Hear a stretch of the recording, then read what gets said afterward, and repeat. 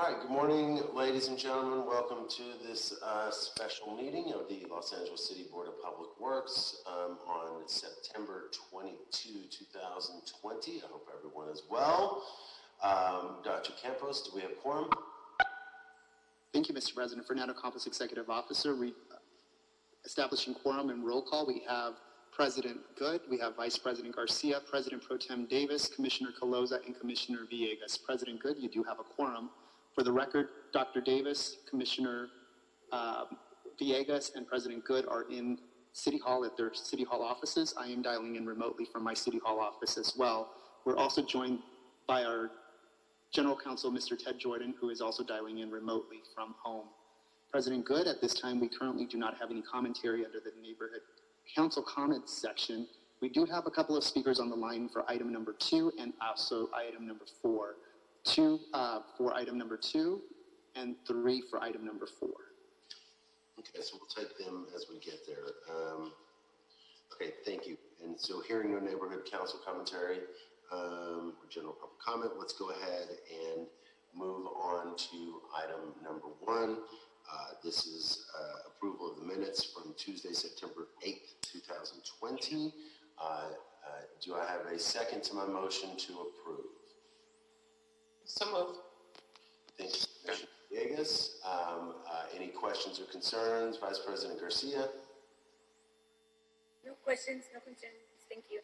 Thank you. President Pro Tem Davis? I'm fine on that item. Thank you, sir. Commissioner Caloza? No questions, thank you. Thank you, Commissioner.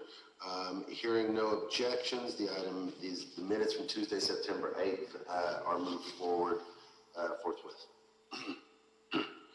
That brings us to item number 2. This is in Council District 2. This is a tree removal from 12327 through 12347 Addison Street, recommending the board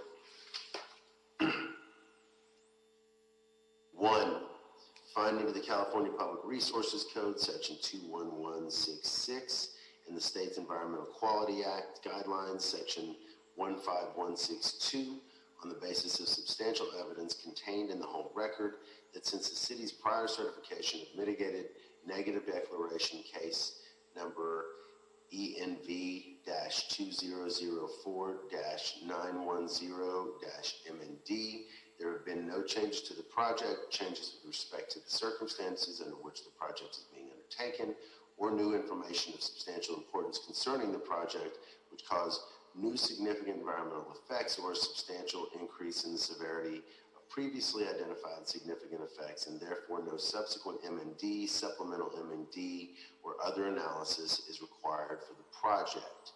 2, specify that the Bureau of Street Services Urban Forestry Division, located at 1149 South Broadway, is custodian of the documents or other material that constitute the record of proceedings upon which the board's decision is based. 3, approve the request for a tree removal permit to remove 7 trees, which include 5 pecan, Korea illinoensis, 1 Australian willow, oh boy, Jahira parviflora, why did I get myself into this? And 1 Indian laurel fig, ficus, McCarper trees. That's good enough. That's close enough. Thank you, sir. 3 replacements are required. And 4, concur with the Bureau of Street Services determination that the site cannot feasibly accommodate all the records or all the required replacement trees, and pursuant to LAMC 2.177C, authorize the tree replacement guarantee fee to satisfy the board's tree planting requirement. As a reminder, this item was continued from the original board meeting on Tuesday, September 8th, 2020.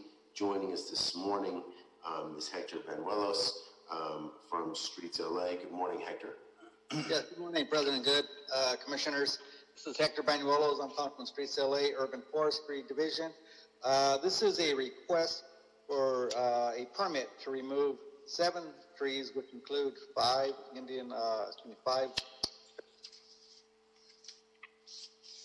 Actually, you just went on mute, sir.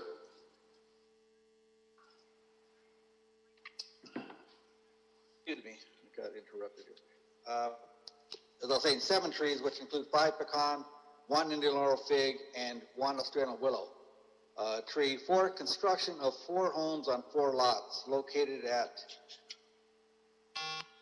12327 through 12347 Addison Street in the community of Valley Village and Council District 2. The applicant has constructed 4 homes, and as a condition to build, they are required to complete a half roadway there along the Rhodes Avenue side of this location, and also install a sidewalk along Addison Street. Those required street improvements will severely impact all 7 trees, which require their removal.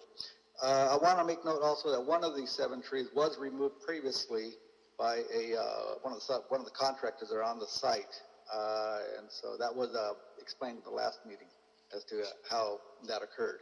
But Street Side did not have any knowledge of that tree being moved or removed. So the Street Side met with the applicant's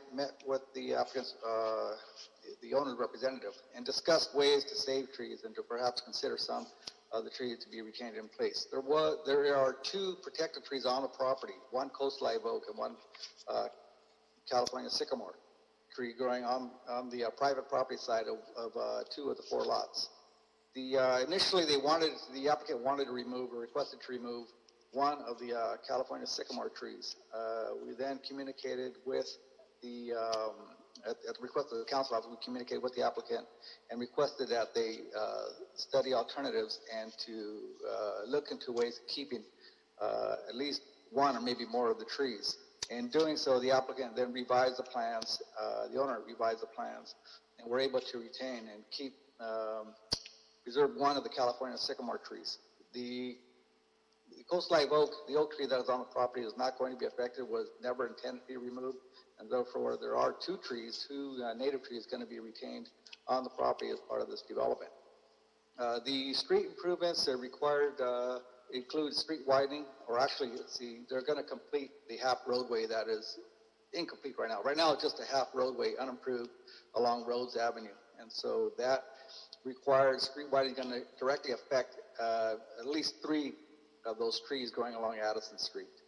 The other 3 trees are going to be affected by the ongoing construction of the driveways that are needed to access the garages of the residences, and the sidewalk construction needed to complete the commute there along that side of Addison Street to the access ramp.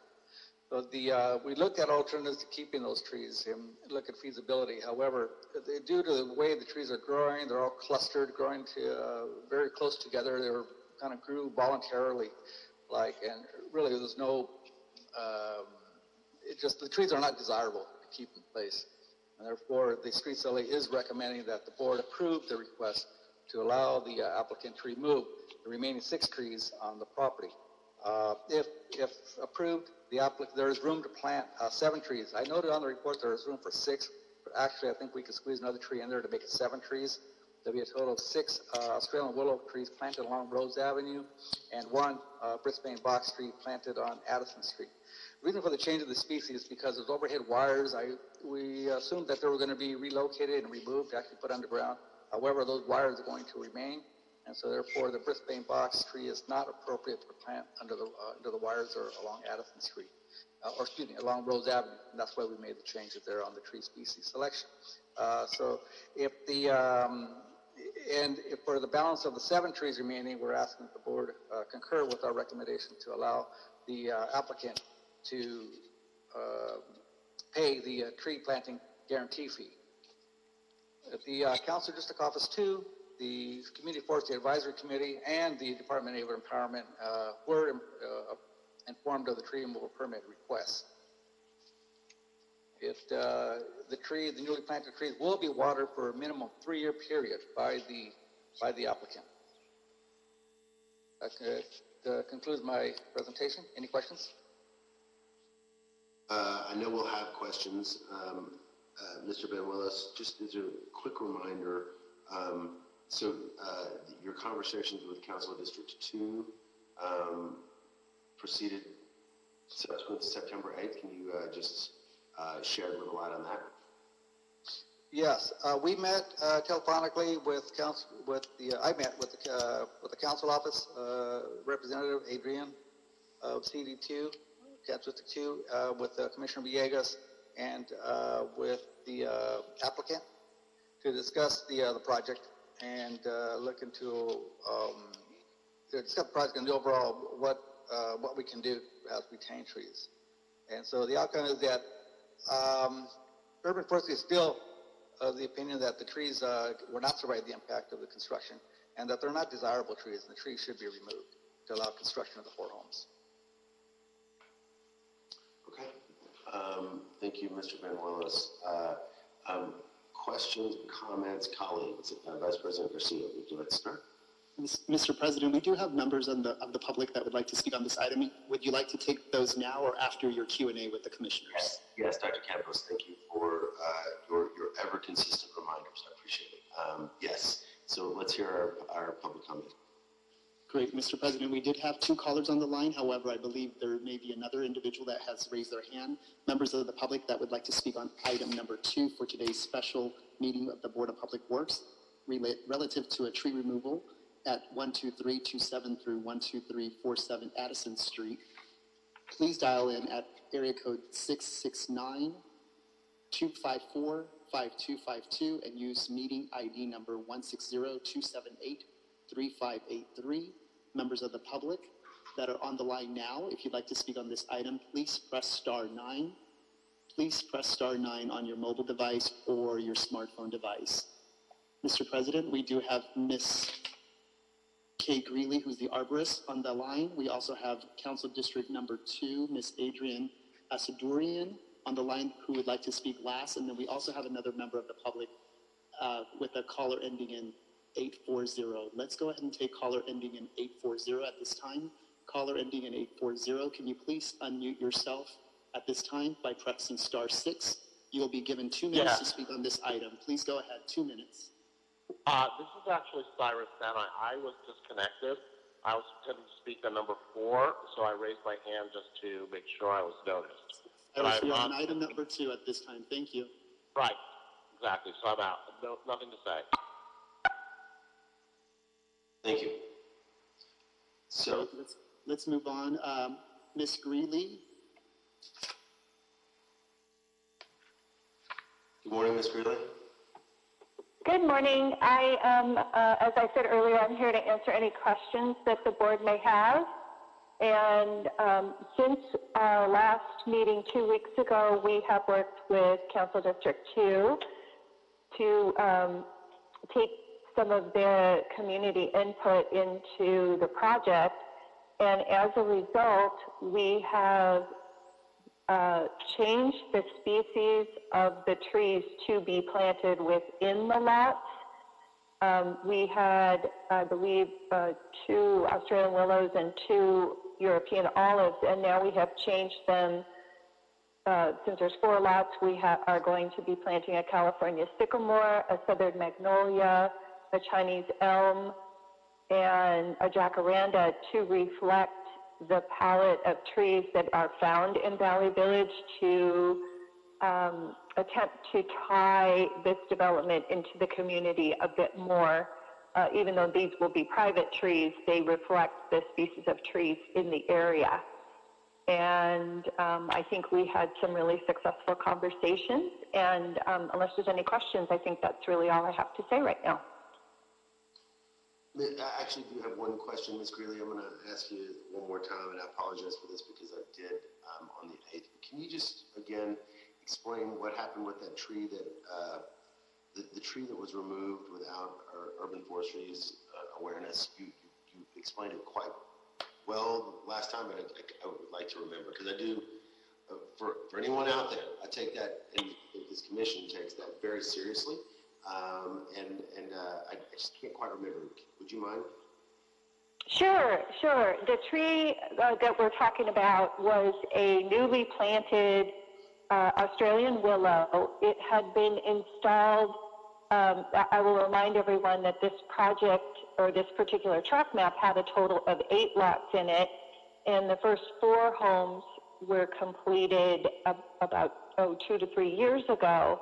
And as part of that work, a new Australian willow was planted somewhat in front of the, right at the edge of where those four homes were, right adjacent to where these four homes are going to go, kind of right in between. And it was not an especially large space, and a subcontractor came out to install a required sewer lateral, and unfortunately found that that was the only place to run that lateral from the city main into the project. And he actually moved the tree onto one of the lots that we're proposing to pursue, or proposing to commence development on now, not knowing that it was considered a street tree and that it was thus protected. And we didn't know that was going to happen. It happened sometime after we had done our initial inventory, after some of the folks from the city had already been out there to assess our report. Because this has taken 3 years, there was just a time period in there where unfortunately this happened. The owner wasn't aware that it was going to happen. And, you know, it's just a problem we have sometimes when we have subs come out that just are not familiar with the tree rules. And, you know, as I said last meeting, ignorance of the law is no excuse, but it is something that happened.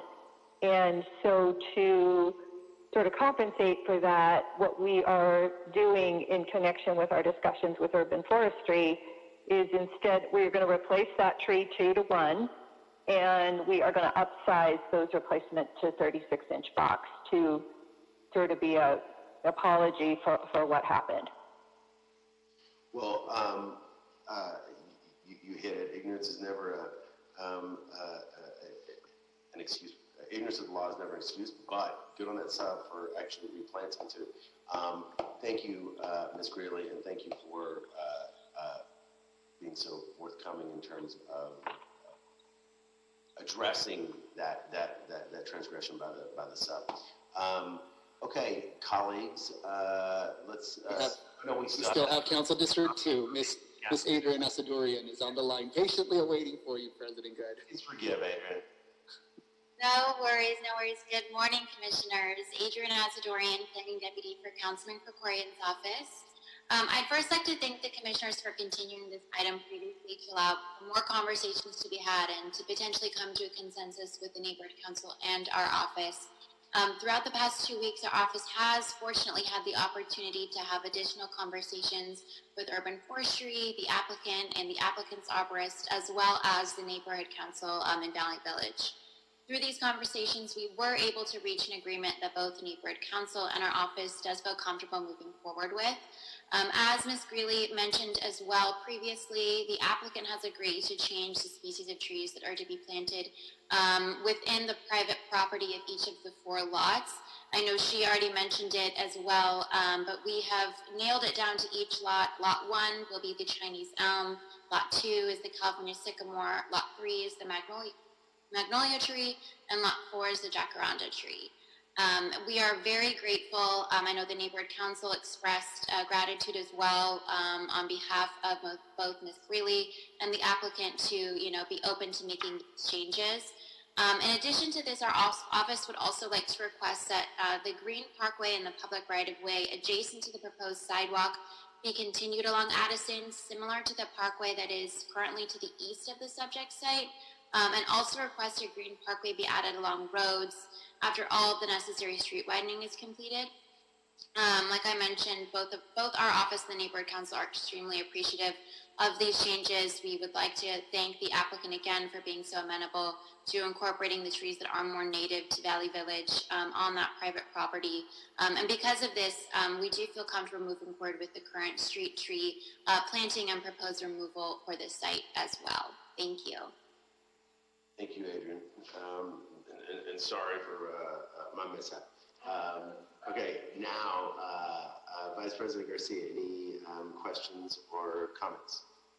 No question, thank you. I'm just very happy that the process worked, and out of the conversations, everybody came to a mutual agreement and common ground for that area. So thank you to our Commissioner Villegas for leading that charge, and to you, CD2 as well. now, and of course the applicant and the neighborhood council as they care so much for the communities. Thank you. I have no issues, and obviously if the council also supports it, I support it as well. Thank you, Vice President Garcia. President Pro Tem Davis. No issues for me on this item. Thank you, sir. Good. Commissioner Colosa. Just agree with Commissioner Garcia. Definitely echo the sentiment around finding solutions where, you know, there's definitely concerns on both sides. So it's always nice to see that we can always move forward and find compromise for these tree issues. I just had a quick question for Mr. Banuelos as it relates to these, you know, accidental or not street tree removals. Just for my awareness, it may be good to share with the general public. What is the process, or is there a penalty for removal of a street tree? Just curious. Yeah, sure. Hi, Commissioner. The Urban Forest Division always wants to investigate, find out exactly why that tree or how that tree came to be removed or should I disappear, right? And so we do take them seriously when they do occur. They have been a lot less, I guess, of late. That's a good thing. I guess word's getting out. However, we require, it all depends upon how egregious the removals were, the applicant, reasons why. It's where we make a final decision and determination exactly what we're going to do with the violator, who has removed the tree without a permit. In normal circumstances, we want trees replaced. And so we try to get the largest tree possible into the ground to offset the loss of that tree. So, you know, sometimes it doesn't necessarily go our way all the time, but we try our best to ensure that trees are replaced, as many as we can get in the ground at the location, and require the violator to water the trees through their establishment period. So as far as fines go, we don't have that kind of leverage to instill fines and compel them to plant. So if a fine is going to be imposed, it's usually the fine, and we don't get a tree back in the ground.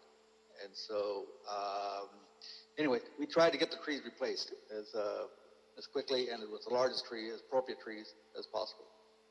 Hope that answers your question.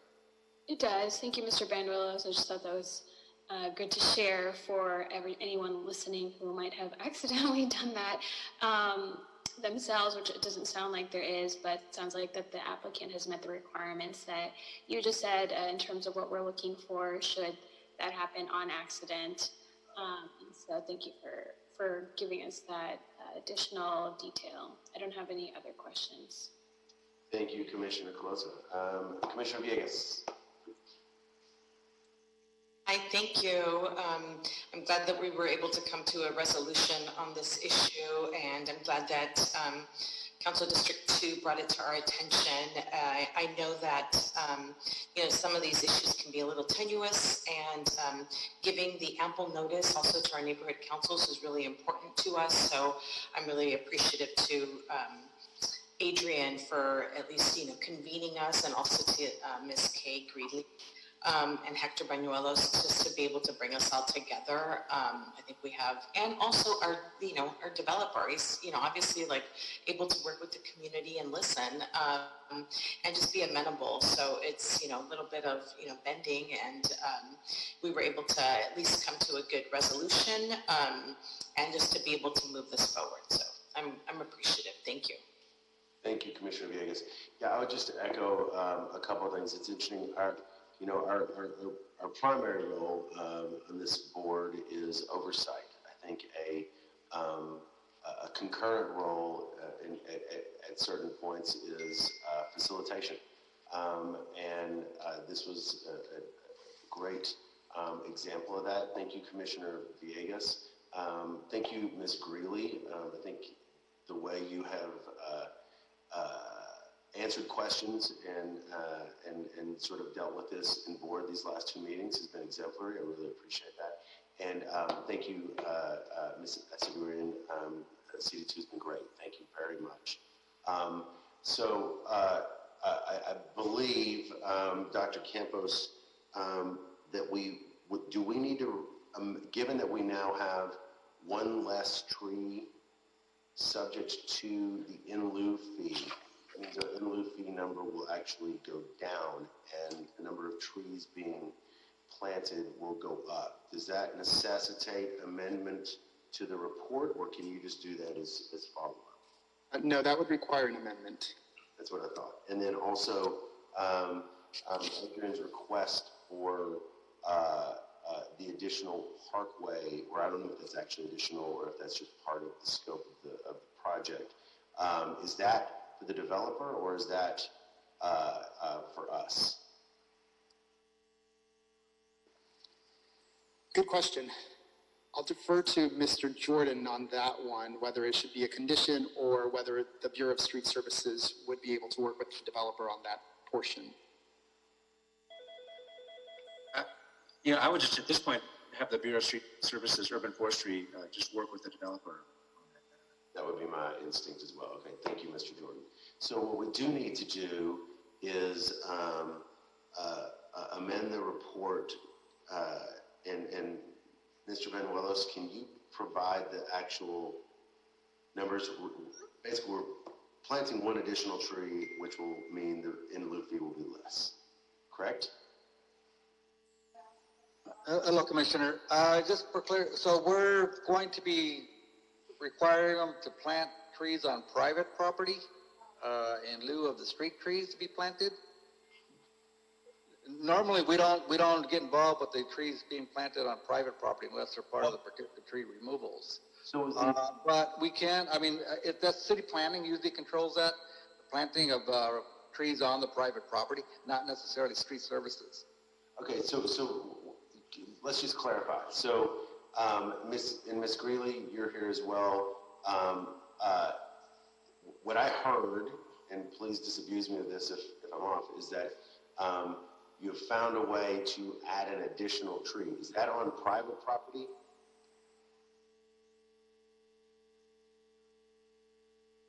Hi, this is Kate. No, the additional tree is actually going to be a street tree. So we have 6 Australian willows along roads and 1 Brisbane box on Addison. The private trees, the 4 private trees I spoke of, that we didn't anticipate that was part of our mitigation or tree replacement for the street trees being removed. It was an agreement that we came to with the council district to facilitate the development fitting into the Valley Village community. So the remaining trees that we cannot fit into the site should be subject to the fee that Mr. Bonuelos was talking about. We are now replacing with 7 versus 6 trees, and only 7 trees will need to be essentially dealt with via the in lieu fee. So that's correct. So Dr. Campos will need to amend. I would make a motion to move the removal request forward, amended to reflect 1 additional replacement tree and a reduced in lieu fee. Thank you, Mr. President. So the conditions on page number 2 would be to plant 7 36-inch box-sized trees. And then second sentence of the first paragraph under the condition would be 7 additional trees will be needed to meet the 2-to-1 replacement tree for a total aggregate amount of $13,615 even. And that's basically 7 trees times $19.45 per tree. So that's $13,615 as opposed to $15,560 that's on the report. So 1, dazzling work, Dr. Campos. The fact that you pulled that number out, it was awesome. 2, I will motion to move this forward as amended. Do I have a second? I'll second that. Yeah. Thank you for clarifying. No problem. Thank you, Commissioner Villegas. Any objections or questions, Vice President Garcia?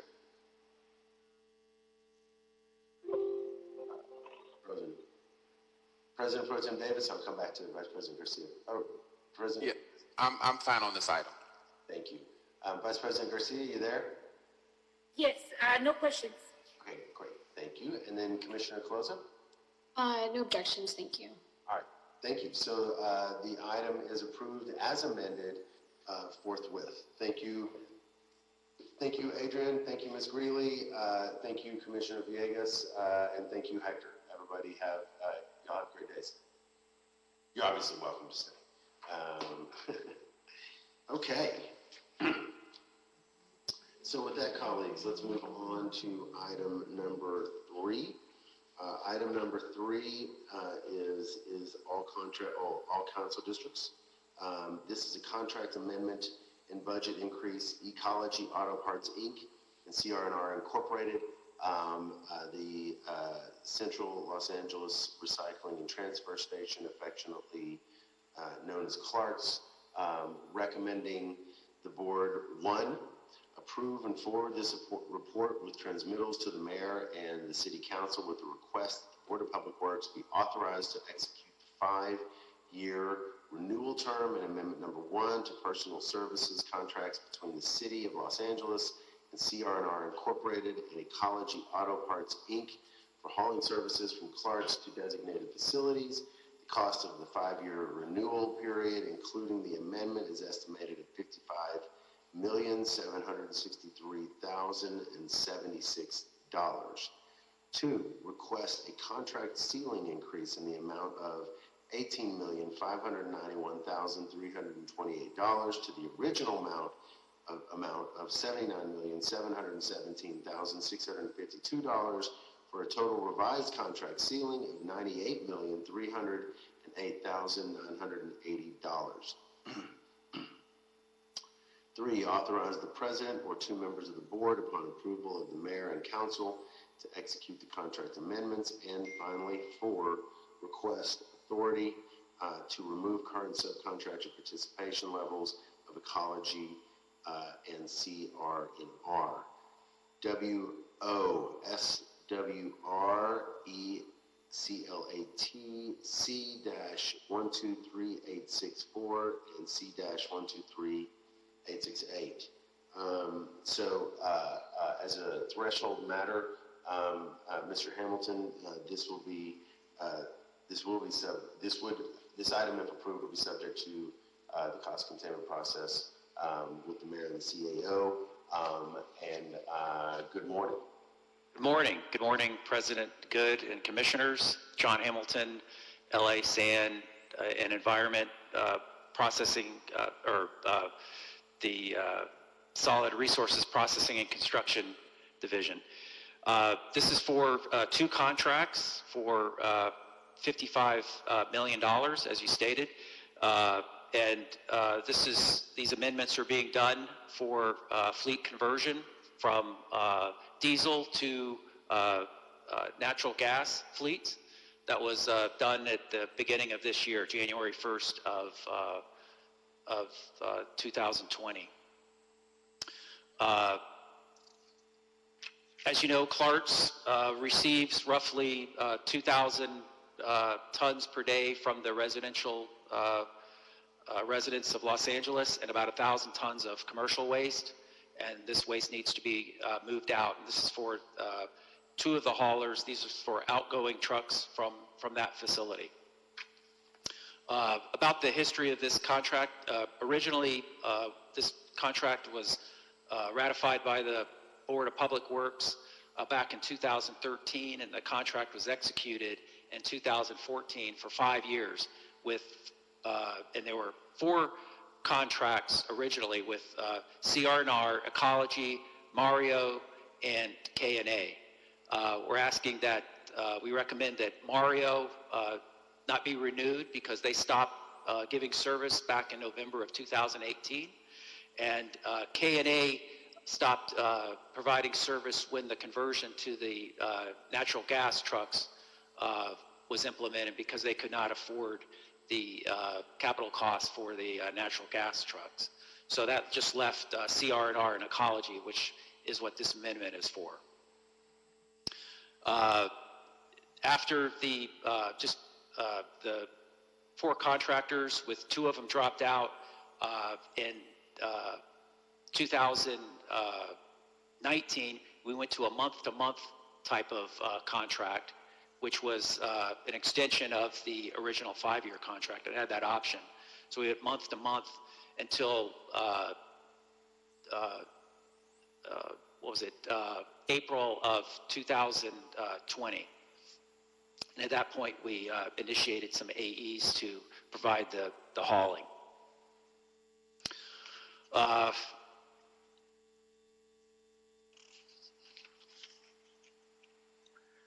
This contract is for 36 trucks. The total fleet is 48 trucks. So we also brought on board construction and demolition and recycling to help out with the remainder, 25% of the fleet. Going through the costs, the total expenditures for the first 5 years of the contract with the 4 contractors was $33.5 million. The month-to-month extension that began after that 5-year period was over in April of 2019 to April of 2020, we spent about $7.5 million on that portion of the contract. And then during the contract, there were 4 retro payments that were made and agreed to between our division staff and the haulers to maintain the outbound hauling from Clark's. And the first one was with CR&R. They originally were doing a backhaul. A backhaul is where you haul someplace and then you have, you can pick up material in that same location and then haul it back to a location which is close to Clark's. And that's what they were doing. And their fees were about $30 below because of that, below the other haulers, Ecology, Mario's, and K&A's. So in May of 2017, since they lost that backhaul, we agreed to pay them equal to what Ecology and the other haulers were charging. So that added $30 per haul, and that came out to about $735,000 in total from May 2017 to December 31 of 2019. The second retro payment was with Ecology because we needed trucks in July of 2019, and they agreed to double their fleet for us at a 3% charge per haul. And we did that from July 22nd to December of 2019, and that is about $70,000 for that. The third retro payment was for Rainbow, where we had agreed to pricing, and then one of the haulers complained that the queue times at Rainbow were too long. There were lines at the facility, and it was taking them a couple hours to get their material in. So we agreed to raise the rate because of their long queue times, $64.22 per haul. So only one hauler received that retro payment, and that was about $41,000, and that was CR&R. And then when the contract, when we went to a total natural gas fleet, we had to pay another retro payment, which was paid out for the CNG rate. So we had agreed to the compressed natural gas rates, but we could only pay them diesel because we didn't have board approval at that point in time. So we paid them the diesel rate, and then we promised to pay the differential between the diesel and the CNG. And that was for 4 months, from January to April. And that cost was the remainder, and that was about $700,000 for those costs. So those were the retro payments. The total retro payments were $1.4 million in retro payments. The estimated second term expenditures are $55.7 million, and then the estimated cost ceiling for the with the $18 million increase will be from 79 to $98 million, and the cost ceiling increase is estimated to be about $18 million. The business inclusion program, originally, ecology, the original set levels were very low. For MBE, it was 4%. For WBE, it was 1%. And for SBE, it was 1%. Very low.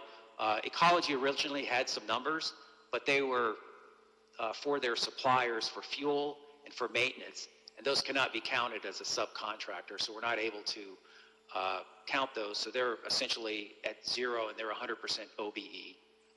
And also CNR had some subs, but they were all OBEs, so they're also 100% OBE.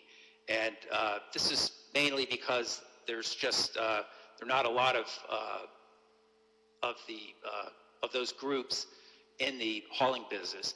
But CDR, who does supply 25%, they're not on this contract, but they do supply 25% of our hauling. They are an MBE. The funding, there's no impact on the general fund. The funds all come from the Solid Waste Resources Revenue Fund.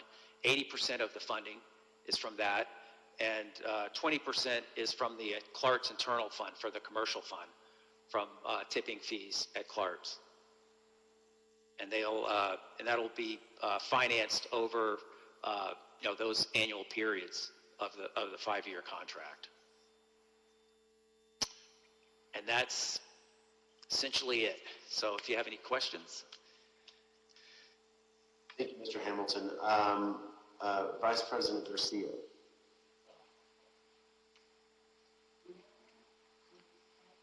Oh, you're muted. Okay, no questions on my side. Thank you. That was a pretty thorough report. Thank you. President Pro Tem Davis. Yeah, Mr. Hamilton, thank you for your report. I wanted to delve a little deeper in terms of the business inclusion.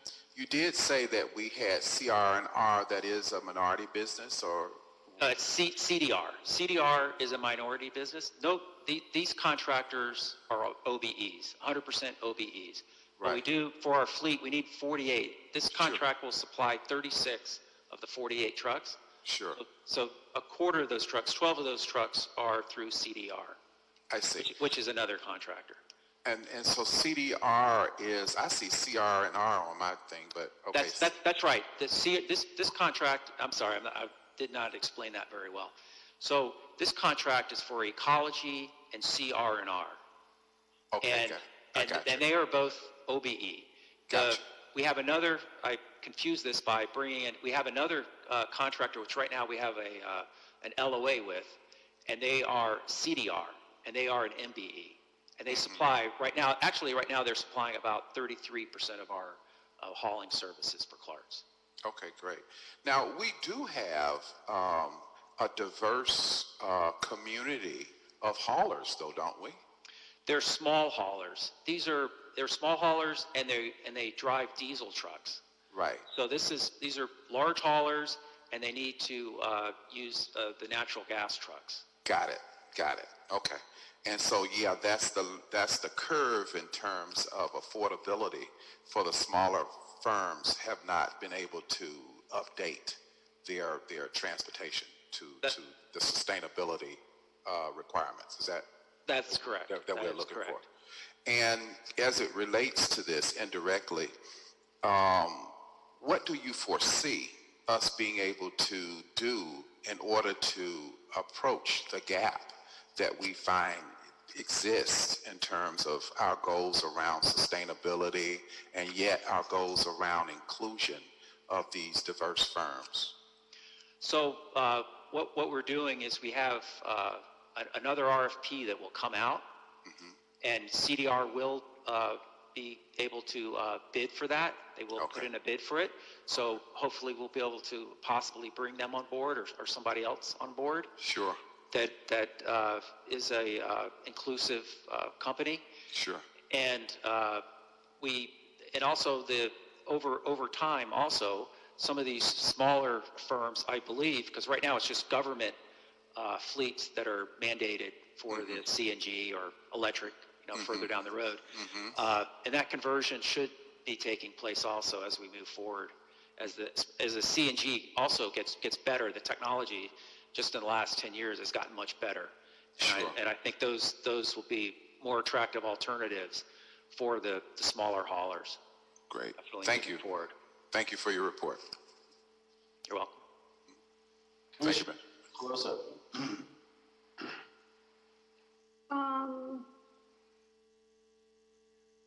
I guess just to add to what Commissioner Davis is asking about, is there anything more that Ecology or CRNR are planning to do to further develop the industry? I know there's not a lot of room, this is in the board report, in terms of having more diverse subcontractors, but what more can we do in terms of helping develop that for future opportunities? So right now, what we have going forward is these contracts are only for 3/4 of the hauling. So we do have an RFP coming out for the remainder, which we hope will be more inclusive with that, with those contracts. And that should, and right now, like I said, CDR, which is an MBE, they're hauling 33%, and will probably play a bigger role at the facility, at our facility, in the future. We've been, very pleased with their production and performance so far. No, yeah, I understand that part. Thank you, Mr. Hamilton. I know you mentioned that already. But is there anything more outside of the RFP, like in terms of the workshops or technical assistance? I'm sure there's you mean, well, that are sanitation specific in terms of kind of building up who the businesses are? Like, are there opportunities there? Well, I think that outside of my little sphere, I know Enrique recently announced that we're going, full electric. I think in a year, sanitation will be going to electric fully, and that's in our future.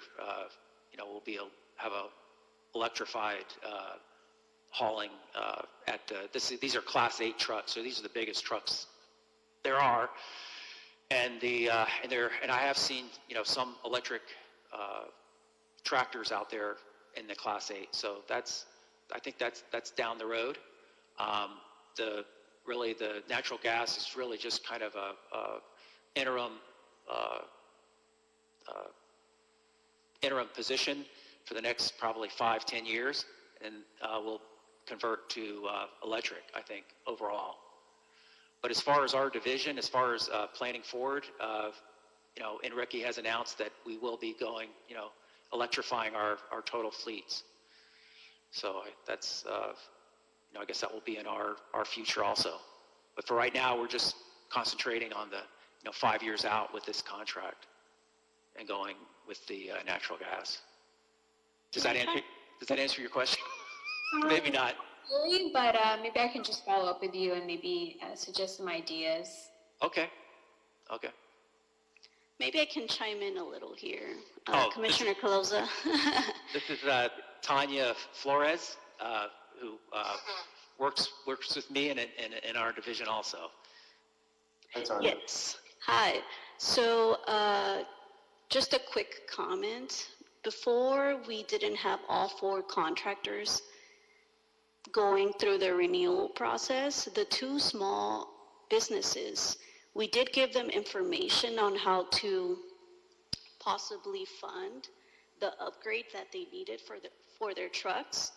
And AQMD and the state were giving out grants to upgrade their trucks from diesel to CNG. So we were giving out all that information years back. So they did have a few opportunities. They probably just weren't able to complete the applications, or I don't know what their situation was. But we did try to help them out in that manner. In terms of any other fleets that are out there that could have potentially worked with us, we have no idea on why they were unable to upgrade their fleets. Thank you for adding that. That's helpful to know. I don't have any other questions. I'm just trying to fish around for more information about what more can we do to have better numbers since this is such a large contract. Right, right. It was tough because the small haulers, they were having issues with the money aspect of upgrading these fleets, yeah. Mr. President, I'd like to make just a point on Commissioner Colosa's inquiry. What I'd like to see us do, like across the board, when we have small businesses, no matter what the culture, is that I've discovered in this work that they need technical assistance, specifically on how to fill out the application, so that there is a gap between giving them information and not knowing if they had all of the skills and knowledge to fill out the application. Across the board, when we make connections and communication with small businesses that don't have the resources and the infrastructure that larger companies have, they oftentimes, for example, have one grants person right there at the corporation to help them do what I think we could help the small businesses do, since they don't have that same infrastructure. So I would like to see us overall, when we refer small businesses, also to make sure that they have the information and the technical assistance to the contact person that will help them fill out the application and go over it with them. Unfortunately, I know you don't have to do that for the big boys, but unfortunately, it is critically important for them to get to base B from A to B, for them to have that one gap, step, that's missing. So in this case, I don't know if it was AQMD that had a technical person to go over the application with them, but that in fact, that in and of itself was perhaps the gap that got them from the information, but not to competing to get the resources or the grant that was available. So I'd like to see us have that kind of specificity in terms of information and contact with small businesses, separate and apart from what we do from the big companies. Point well taken, President Pro Tem Davis, and well received. Commissioner Colosa, did you have any additional questions? No, I'm good, thank you. Commissioner Villegas. Thank you. And thank you, Mr. Hamilton, for that informative report. I appreciate all the information and the diligence from you and your staff for sharing that information with us. I just wanted to get a little bit more background information, before we approve the extension. I, like my other colleagues on the board, am concerned with the cost, and I wanted to see what kind of return the city can get. And you may have already thought about this, but if you could just shed a little bit more light on it. I do know that CN, and I always mess up their name, CRNR, are Inland Valley based, and they pick up a lot of our food waste from Clark's, and they in turn use some of that food waste for energy as a source for their CNG trucks. So I'm wondering, what kind of a benefit are we receiving as a city, or perhaps if you guys have thought of other, maybe Mario's trucking services that isn't able to, help now, the city, and yet CRNR is one of the recipients now to make more money from the city. Is there any possibility that either Mario's or K&A are able to at least go to the Inland Empire to be able to have a source for their trucks? And maybe they don't have the infrastructure. I don't know. I'm just asking it because as a decision-making body, we have the ability to be able to ask these types of questions. If you could just let me know. Yeah. So as far as the money, I think just the economics of producing natural gas, it doesn't make money. actually cost them more to produce the gas probably than if they bought it off, just natural gas. And as far as the K&A, they have, we did approach them and want, I'm so sorry to interrupt you. Let me just ask one more thing here. Okay. You make a point where, and I'm not going to belabor this, and we can have a whole another briefing on the details of it, but there's still a benefit here on emissions, right? That they are saving as an That's right. You're right. empire. So you can't necessarily say that it's not cost effective, because at the end of the day, they are getting some savings from being able to, not have those emissions into the Inland Empire. Yeah, I was speaking just strictly financial. Yeah, but you're right. You're right. There are emission savings, no doubt, when they process it that way. Yeah, and I just translate that into money as well. I mean, it's okay. It's all dollars and cents because it's a commodity.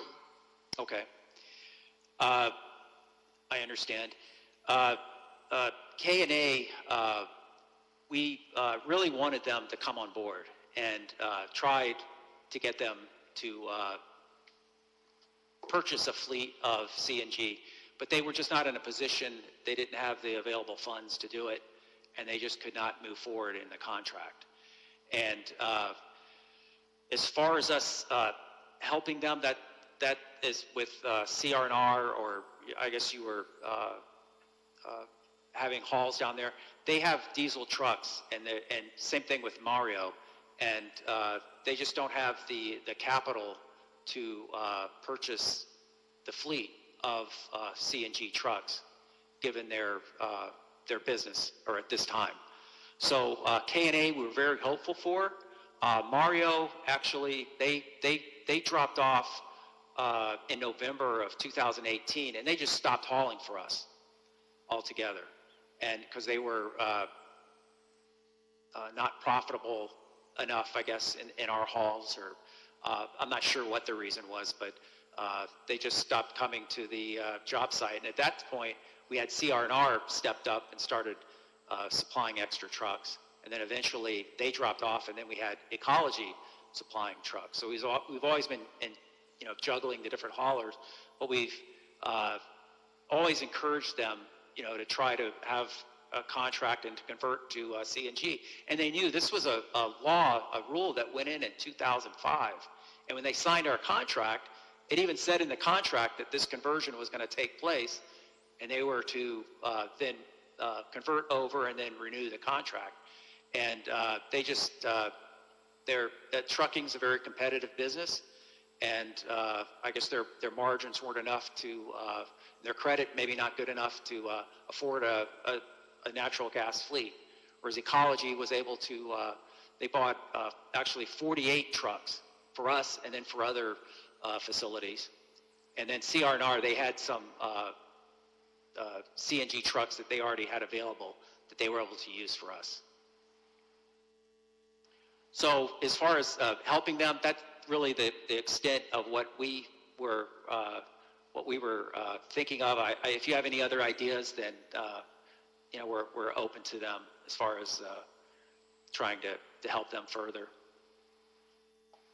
Thank you. I appreciate that. I think we would probably just talk offline just a little bit more. Okay. And we can delve into it just a little bit deeper. I appreciate it. Okay. I just, as a one of 5 commissioners, I just do feel that, we have somebody who's going to be gaining even more from the city, through this, lucrative contract. It's not of their, doing. It's just a sign of the times, where we have 2, contractors that, fell behind for many reasons. We don't know, or at least, the board letter doesn't say in terms of Mario, but some may not have the capacity, or some may not have the funds or the wherewithal to be able to continue with such mandates. But I just feel some fiduciary responsibility for those left behind, because they could probably be local providers. I'm not sure. but we could have that conversation, and delve more into it. And then we're, also just providing more economic relief for CR&R, seeing that they are, being able to be a client for the city and doing good work for the city, and then still benefiting from, all of their, CNG trucks. So, thank you. Okay, thank you. Thank you, Commissioner Villegas. I do think it's important to note, I mean, it is true, this industry is vicious, and it is also true that the SEA-QMD rule, I believe that's 1193, or is it an amendment to 1193, John? I'm not sure, it may have been an amendment in 2005, but it was passed, the latest rule was 2005 as amended. And it has its beginnings in litigation that went all the way to the United States Supreme Court in the late 90s. The Engineering Manufacturing Association sued to stop these requirements. A lot of history there. I think it's a very capital-intensive industry, and figuring out how to bridge that, SEA-QMD does a good job of, but I think that it's interesting to contemplate both to all of my colleagues' questions how we can play a proactive role, if not in this situation, in subsequent situations, to help create a bridge there. Or at least facilitate and demystify around what it takes in advance. And that's not saying that sanitation did not do that. Just saying it's particularly in an industry like this where it's so capital intensive, the regulations are increasingly restrictive as they need to be, because there are few industries with more depth or breadth of impacts than this industry, that us being really proactive in that is important. And I think it sounds like you have it. I have a couple of questions, John. Simply put, I'm wondering why not an RFP?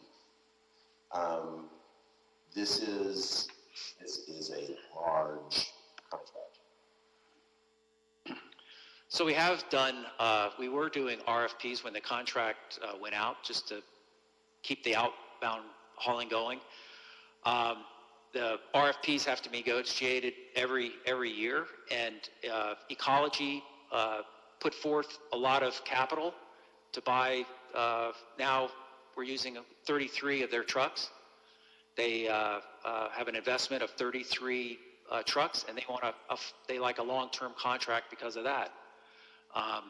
CR&R, same deal. They prefer the long-term contracts because they're, you have to put the investment into those trucks, even though CR&R already had their trucks. But the AE for Ecology, and Ecology is a very important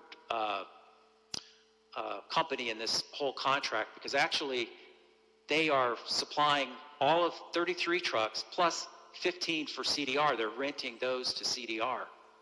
So they're really supplying all of our trucks indirectly. So they're very important, and they wanted a 5-year contract for that investment. So that was that's one reason that comes to mind. And the other thing is you need to renegotiate an AE every year. Or I guess Bob Potter turned me on to the 2-year AE, which I've never heard of before. I'm not too familiar with that. But that might be, but still, you need to negotiate those, and you're renegotiating pricing. And Ecology is just, with that large of an investment, they just did not want to go to a year-to-year type of setup is, I think, the main reason. Well, I mean, respectfully, and I appreciate, I don't know if Ecology is on here, I appreciate the work they're doing. I'm less concerned with what they want, and more concerned with what works for the city. And I do, what I'm hearing from you is that AEs don't work, but why not? And what But are you saying that in effect, an RFP, going back to RFP, we feel like is not frankly fair to our existing contractors because of the level of investment they've had to make in ramping up on these fleets over the course of the first 5 years of this contract? That's right, yeah. And we do have an RFP going out, and it'll be interesting to see what the value of those rates, how they compare to what we have now. So that will be going out hopefully this fiscal year. So and that's for the. Can you remind me? And I apologize, colleagues, but what is that RFP for? So that essentially this contract will be for 36 trucks. Well, we actually need 48 trucks and possibly some more for added tonnage. So that RFP will be for the remainder amount. And that's what Ecology is currently basically loaning trucks, renting trucks to CDR, and CDR is filling that gap in the interim on an AE that I think we've actually already approved. Is that correct? That's correct, yes. Okay. And CDR you mentioned is actually an MBE? They are, yes. Okay. I have one more question. Yeah, Commissioner Davis. I'm sorry to interrupt. I meant to ask it, and I lost my train of thought. Can you, Mr. Hamilton, let us know? I think the ceiling for this contract is going to be $98 million. Is that correct? That's correct. How much of a return does the district get, the local city council district, for a tipping fee? Oh, that's a great question. We get a lot of degradation. I'm just speaking from the 9 months, almost a year that I've been here with the city of Los Angeles and visiting Clark's, the Olympic, all that whole area gets a lot of truck traffic, and there's a lot of degradation on those streets. And there's a lot of emissions for CD14. And just wondering from just a community activist and from a resident in the 14th district, what kind of a benefit does the district get from $90 million? As I recall, is $1 a ton is given to CD14. It's $1 a ton. And what is that? And how many tons? So it's roughly 3,000 tons a day. So it's $3,000 a day. Okay. So 15,000 a week, something like that. All right. We'll talk about that too. Okay. Okay. So I will express my discomfort with this not being an RFP, such a large contract. As a general rule, I think we undermine ourselves in that situation. For myself, personally, I would say that the mitigating elements of that are that there has been significant investment made, most likely predicated on the presumption that a 5-year extension would be part of this contract. And what I don't think we can afford to do in an ever-evolving industry is to actually undermine or disincent the investment necessary to actually comply with state law. What we see is actually an example of the risk in not effectively rewarding that investment, in that we already had two haulers not either willing or able to make the same investment, and as a result, I mean, so we have lost them in the mix, regardless of why. And so we actually see what happens when you basically don't reward in some form that level of investment. That to me is ultimately, despite my discomfort with this not being an RFP, that is ultimately what is persuasive to me. We have to have this stuff hauled. That's not an option. And I don't want companies feeling like they can't do business with the city and make the level of capital investment with some level of certainty around the contracts that they presume to be. I'm sure in buying those fleets, their financing deals included the likelihood of a 5-year extension. And so I don't think we want to disincent that level of investment, however discomforting it is to me to not do this as an RFP. So I will motion to move this item forward, again, as amended, subject to the mayor's cost containment process. And I would ask for a second. Mr. President, before there's a motion on the table, we do have a caller on the line, caller ending in 134, that has raised their hand. They were not on the call before. Would you like to connect that caller in? Sure. And then also just a point of clarification, this item will be referred to the mayor's office and city council based on executive directive number 3 and also administrative code section 10.5B and 10.5C. The cost containment measures or the instructions from the mayor's office does capture the same process, but this is not going through the cost containment path. It's going to be sent over because the city council has already asserted jurisdiction over this matter, and we are increasing the contract through section 10.5B and 10.5C. So in short, it is going to be sent over to the mayor and city council, but through a different path. Got it. Okay. Thank you for that clarification. Mr. President, I'm going to go ahead and connect caller ending in 134 at this time. Can you please state your name?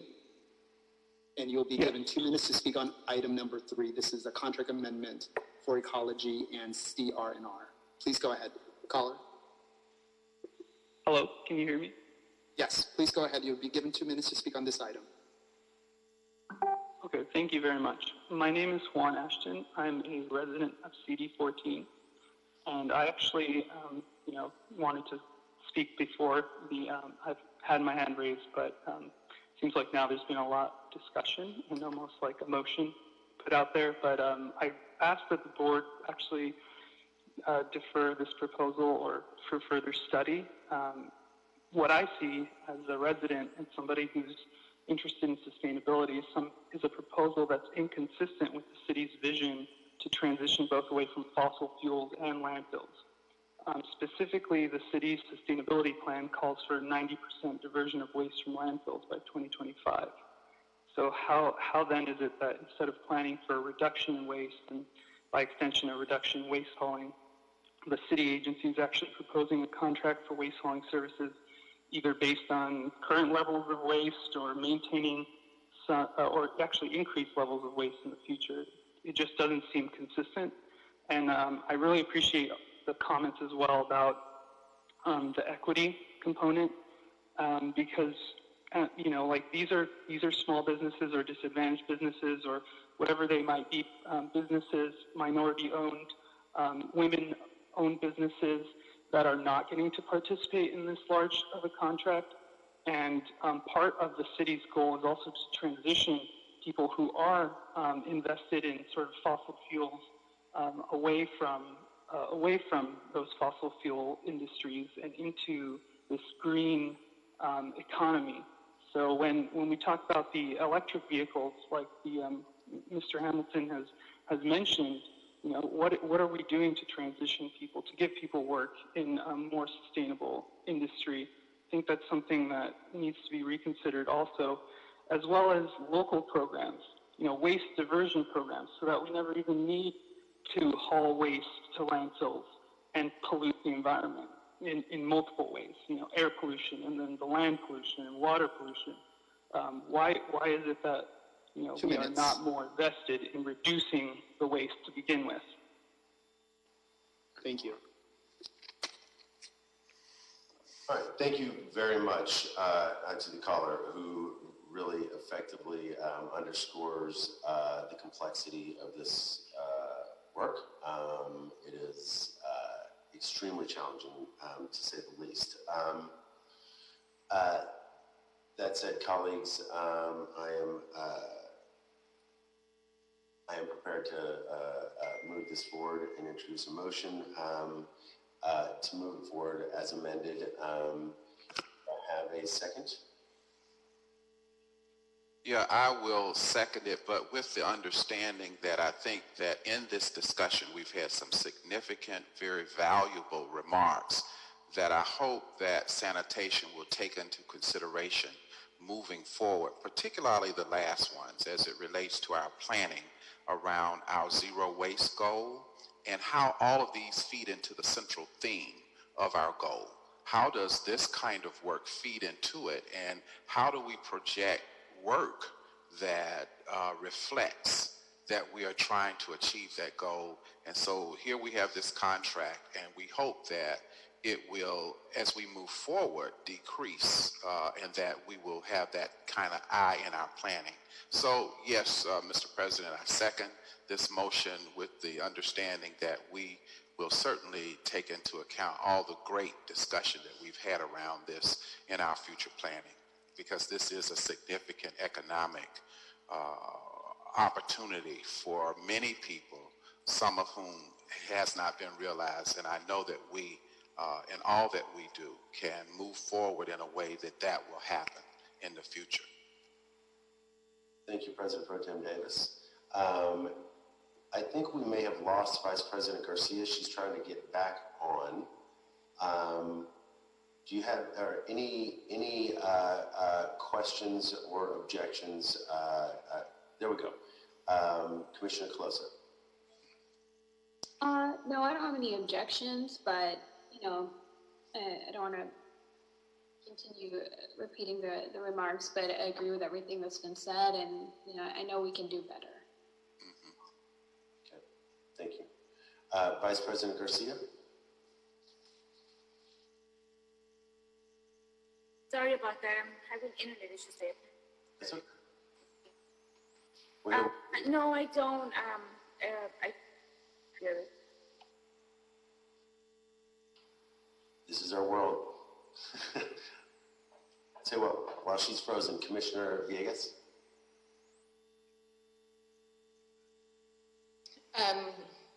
I feel like we have to support this, and I don't like the position that sanitation has put us in. I will say that for the record. We are in a big financial, you know, hole right now, and I realize that if we ask you to do a whole RFP right now on this, it is just going to be more costly than for us to do this extension. But at $98 million as a ceiling, I'm just still really concerned about it, and we're kind of, you know, just not really concerned. I shouldn't make it that dramatic, but just kind of, I am concerned about it, just in the sense of what kind of protections we can get for the city, and how else we can help other trucking companies be like able to bring them up to this level. I recognize that the two other businesses that are helping out the city are tremendous, and they've done a lot. So I'm not going to you know, undermine that effort. I think it's one that needs to be recognized. But I do think that it is a lot of money, and for us to be able to be conscious and concerned about how we're going to spend our dollars. Sorry, long-winded. No apologies necessary, for sure. Vice President Garcia, are you able to? I think so. I think you can hear me. I don't have Vice President any further questions or discussion. I think Vice President Garcia, you may want to block the screen. I'm going to call in through the landline. Oh, from a landline. Yeah, I think I'm going to call in from a landline. Well, we got you now. Now that the screen, you there? That's what it is. Yes. Oh, I'm sorry. I'm going to call into the landline so I can not make the meeting go longer. Okay. Well, while she's doing that, I just want to regard to the caller who stated that all our destinations were, I guess he was assuming that all our destinations are to landfills. Actually, we just transfer the material, so we can go to processing facilities. We do have destinations that are not landfills, and we anticipate going to other destinations from the facility. So that the contract is flexible with regard to our destinations. What about the point that we wanted to decrease the load, and as we look at the dollar amount of the contract, then years moving forward, we should have a decrease in the dollars that we're allocating for this particular task as compared to a consistent designated load that is the same year to year. It should decrease year to year is the issue. That's true. The overall waste stream should decrease in total for recyclables and for the MSW, but we have to anticipate the worst. I guess we're looking at the worst case scenario so that we're prepared for that with this contract.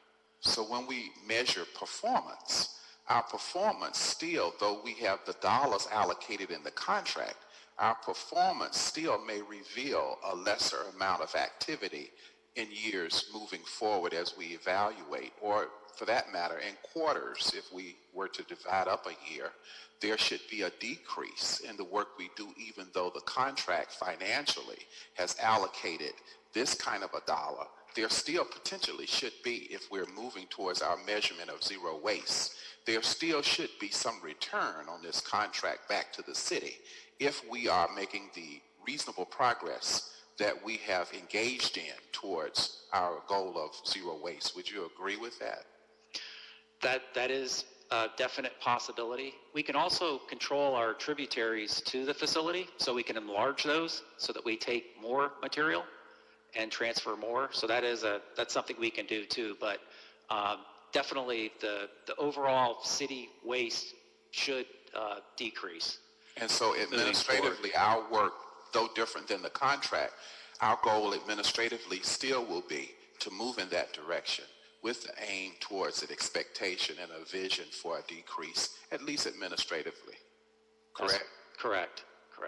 Thanks. Okay, thank you, President Pro Tem Davis. Vice President Garcia, are you there? We got you. Vice President Garcia, you can press *6 on your landline device. I think so. Can you hear me now? No. Yes. Yes. Got you now. Hi, this is Commissioner Aura Garcia. Can you guys hear me? We have you. Yes. Okay, I'm in the landline now. I don't know what's going on with my Wi-Fi today. No, I don't. I think the discussion is really great, and I agree. Helping the other folks to be part of such a big change and initiative is important, and sometimes just getting this information beforehand would be very helpful. That's all. I'm not going to continue this issue because I know you've been on this for a while. Thank you. Okay, thank you. The second from President Pro Tem Davis, I hear no objections. I just want to go through that one more time. Commissioner Villegas? Yes. Okay. Commissioner Coloso? No objections. Okay. And then I hear no objections from Vice President Garcia. So the item is approved as amended forthwith. Okay. Thank you, colleagues. Thank you, John, for walking through everything with us. You're welcome. Okay. So I'm going to actually quickly move to, I'm going to go to item 6, go a little out of order here, go to item 6. This is in CD14. This is a street closure, Hope Street, between General Thaddeus Cusco Way and 2nd Street Los Angeles County Metropolitan Transportation Authority Regional Connector Transit Corridor Project. This is a street closure. Recommending the board, one, find that the board has reviewed and considered the information in the Los Angeles Metropolitan Transportation Authority Regional Connector Transit Corridor Project Draft Environmental Impact Statement, Environmental Impact Report, and the project final EIS/EIR. Two, find under the California Public Resources Code, Section 21166, and the California Environmental Quality Act Guidelines, Section 15162, on the basis of substantial evidence contained in the whole record that since certification of the EIS/EIR, there have been no changes with respect to the circumstances under which the temporary street closure being undertaken would require a subsequent EIR or supplemental EIR. Three, adopt the January 20, 2012 Mitigation Monitoring and Reporting Program, Chapter 8, and the final EIS/EIR, and Appendix 3, Memorandum of Agreement prepared by the Los Angeles County Metro as it pertains to construction impacts. Four, find under the CEQA Guidelines Section 15091 that changes have been incorporated into the project which substantially lessen the significant environmental effects as identified in the final EIS/EIR. Further find that there is no feasible alternative or additional feasible mitigation measures within the board's powers that would substantially lessen any significant effect the project would have on the environment. Five, adopt the attached CEQA findings of fact and statement of overriding considerations as it pertains to the temporary street closure and find that the economic, social, technological, and other benefits of the project outweigh its significant and unavoidable impacts. Six, specify that the Metro Transit Division of the Bureau of Engineering, located at 1149 South Broadway, the board, located at 200 North Spring Street, and other relevant City of Los Angeles departments are custodians of the documents or other material which constitute the record of the proceedings upon which the board's decision is based. And seven, approve the request to temporarily close Hope Street between General Thaddeus Kosciusko Way and 2nd Street for 3 consecutive 55-hour weekends starting on Friday at 9 p.m. and ending on Monday at 4 a.m. for the following weekends, September 25th, 2020 to September 28th, 2020, October 2nd, 2020 to October 5th, 2020, and October 9th, 2020 to October 12th, 2020, subject to the conditions identified within this report, WOE E1907394.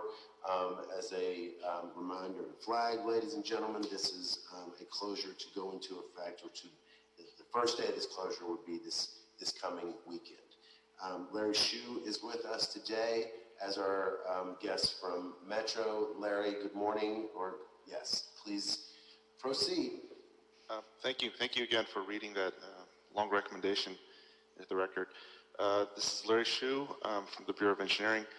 The Metro Regional Connector Project is a 1.9-mile underground light rail transit line that will extend from the Gold Line Little Tokyo Station to the 7th Street Metro Center Station. In the coming year, there will be a series of street closures requests as the Regional Connector Project completes underground work and backfills the major excavations and restores the streets. This request is to close Hope Street between General Thaddeus Kosciusko Way and 2nd Street for 3 consecutive weekends, which you've already read, September 25th, October 2nd, and October 9th, 2020, each starting on Friday at 9 p.m. and ending on Monday at 4 a.m. This section of Hope is located east of the new Grand Avenue Arts Bunker Hill Station that is being constructed as part of the project, and the Broad Museum. The work planned during this closure is to install a pile foundation for a new pedestrian bridge that will connect the Broad Museum to the Metro Station and relocate a storm drain. Major submittals associated with this closure have been approved by BOE, and there are no unresolved notices of noncompliances issued by BCA for the Regional Connector Project. While Hope Street will be closed to vehicular traffic, the east sidewalk will be closed and the west sidewalk will be kept open for pedestrian circulation. The worksite traffic control plan has been approved by DOT. As part of this as part of evaluating this request, staff from the Bureau of Engineering's Environmental Management Division have reviewed the environmental documentation from Metro and generated a memo attached to this report, which summarizes the impacts and mitigation measures associated with this closure. CD14 has concurred with this request, and Metro has performed outreach for this closure, and the Bunker Hill stakeholders have been briefed on the closure. That concludes my report. We have staff from BOE, DOT, Metro, and the contractor RCC available to answer any questions that you may have. Thank you. Thank you. I think Mr. Baker is here. Does any desire to contribute here, Mr. Baker? No obligation. Good morning, though.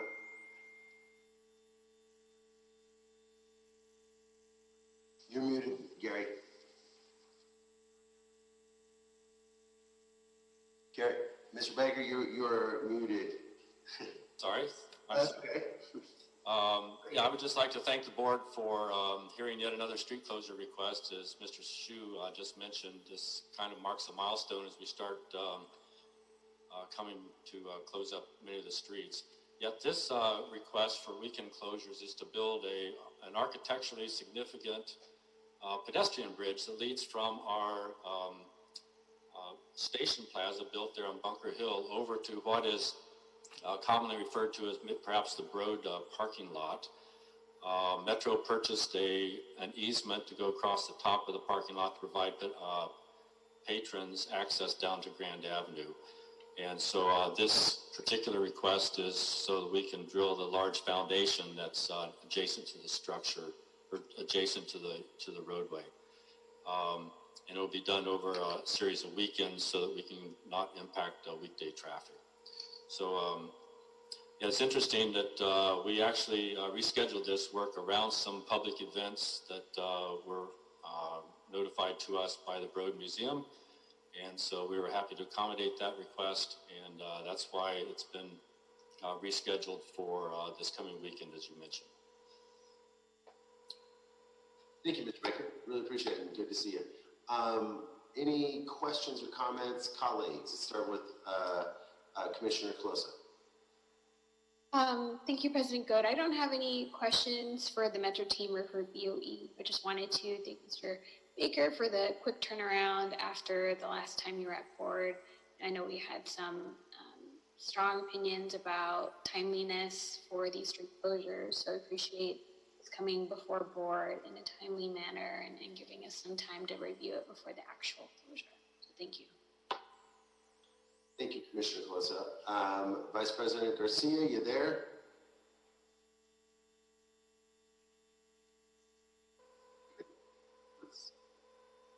We empathize, Vice President Garcia. Commissioner Villegas, any questions or comments? No questions, thank you. Thank you. And President Pro Tem Davis. I'm fine on this particular item. Thank you. Okay, thank you. Vice President Garcia, are you there? Hi, can you guys hear me? This is crazy. Got you now. Okay, no. I don't have any issues or comments on this. Thank you. All right. In the grand scheme, Mr. Baker and Mr. Shu, this feels fairly de minimis in impact. So thanks. And I would echo Commissioner Colosa and thanking both of you for getting this to us with some window of time. I'm assuming council office and community have been alerted. Correct. Yes, sir. Yes, sir. Great. Thank you. So do I have a motion to move this forward? So moved. All right. I'm going to give this one to Commissioner Colosa. I'm going to take yours as a second, President Pro Tem Davis. Is that good? That's fine. That's perfect. All right. Any objections, Commissioner Villegas? None, thank you. Thank you. Any objections, Vice President Garcia? Let's try this again. No objections. Okay, great. So hearing no objections, the item on street closure approved forthwith. Thank you all very much. Appreciate it. Thank you for your support. Thank you. Thank you very much. Have a good day. Thank you, guys. Okay, colleagues, let's Let's move on to, let's go back to item number 4. So item number 4, this is in CD14. This is a contract award, Mike Perlich and Sons, Inc., Burwood Avenue and Figueroa Street storm drain. Recommending the board, 1, find Vasilj, Inc., apparent first low bidder, and Cordich Construction, Inc., apparent second low bidder, to be non-responsive, as discussed in this report. 2, recommend waiving the date irregularity on signature sheet and affidavit page 1 through 4 of the bid submittal by Mike Perlich and Sons, Inc., and accept Perlich's bid proposal. 3, receive and file the parts of transmittal number 2 and number 3 relating to Vasilj and Cordich, and find the part of transmittal number 2 and number 3 relating to Perlich to be unmerited, as discussed in this report.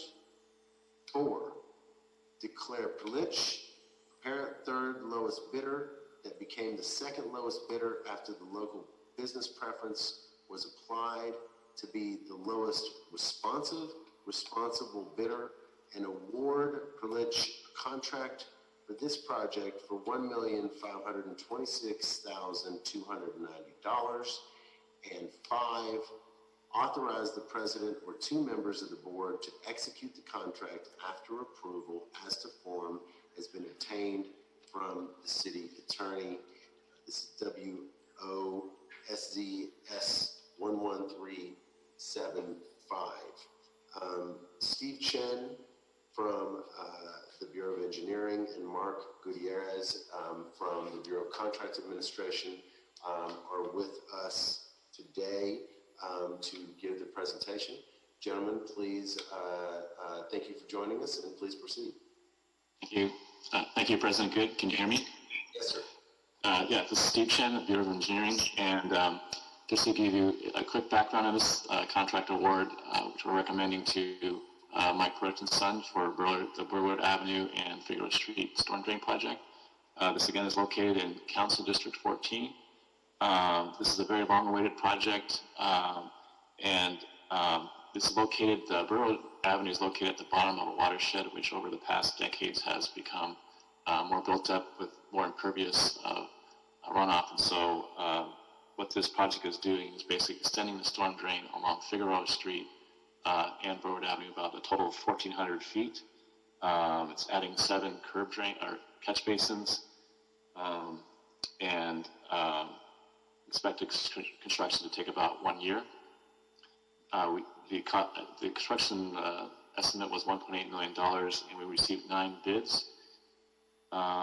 It's funded by General Fund and Measure M, a combination of those 2 funds.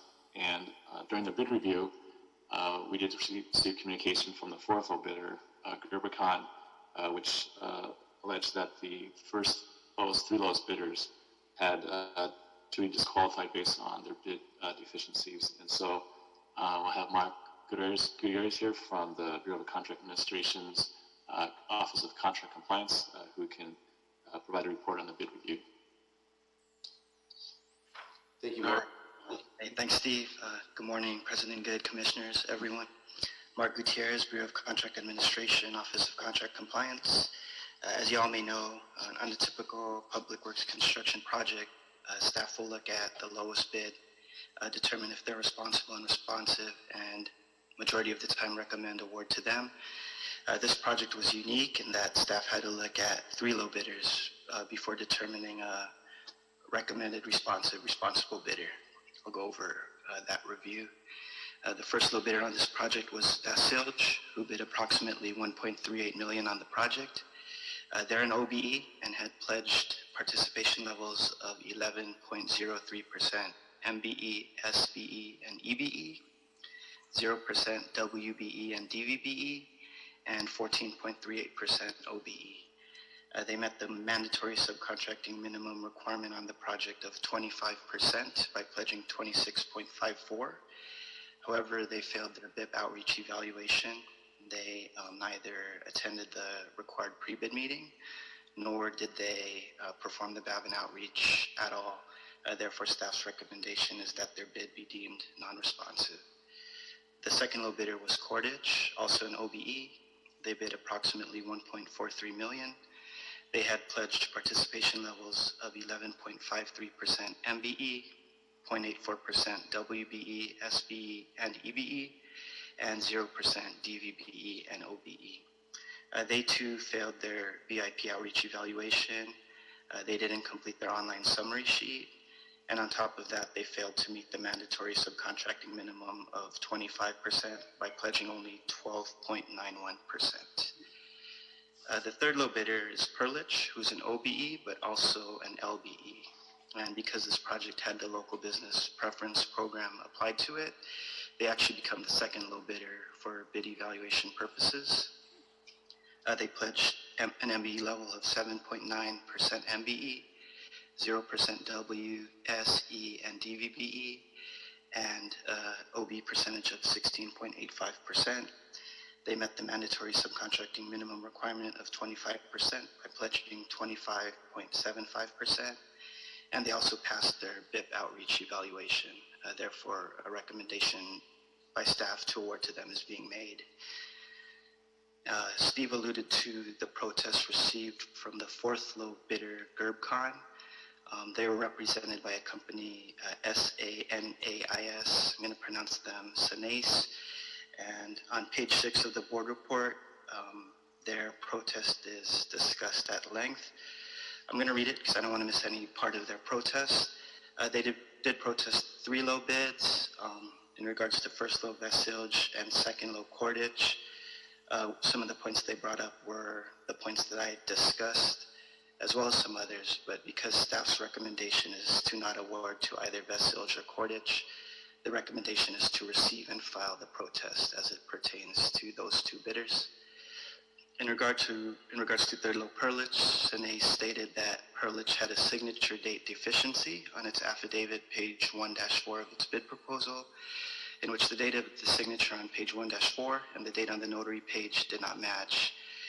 Sine cites Government Code Section 8202 and stated notarized documents execution by the affiant take place physically before the notary.